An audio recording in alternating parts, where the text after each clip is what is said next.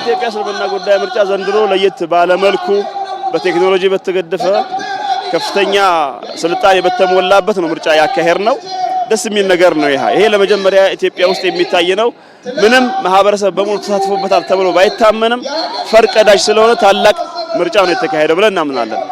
ወደፊት እንደገና ደግሞ ቀጣይ እንደ ሀገር የሀገር ምርጫ አለ። አሁን በዚህ ላይ ሙስሊሙ ማህበረሰብ ከመምረጥ ባለፈ ተመራጭ ሆኖ እንዲሳተፍ እኔ መልእክቴን ማስተላለፍ ፈልጋለሁኝ። ታላቁ የኢትዮጵያ ምርጫ ይደረጋልና ሙስሊሙ ማህበረሰብ ደግሞ እዚህ ነገር ላይ ንቁ ሆኖ ተሳትፎ ካደረገ ይበልጥ ደግሞ የተሻለ ስራ መስራት እንችላለን። አሁን ላይ የምናያቸው ነገራቶች አሉ።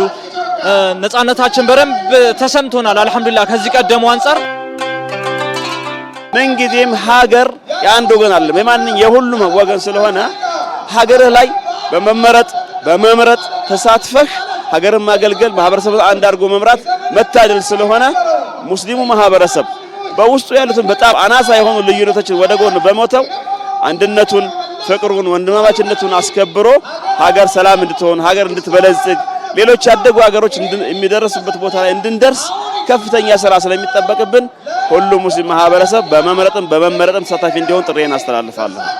እኔን መሰል አይነት ሙስሊም ወጣት በአጠቃላይ አሁንም ኢትዮጵያ ላይ የኛ ናት፣ ድርሻዎች አሉን፣ ገና ያልተመለሱ የመብት ጥያቄዎች አሉንና እነዛ ነገራቶች እንዲመለሱ ደግሞ ፊት ለፊት ላይ ወጣ ብለን መጋፈጥ ምርጫዎች ላይ መሳተፍና ይወክሉናል የምንላቸውን ሰዎች ደግሞ መምረጥ አለብን ብዬ አስባለሁ።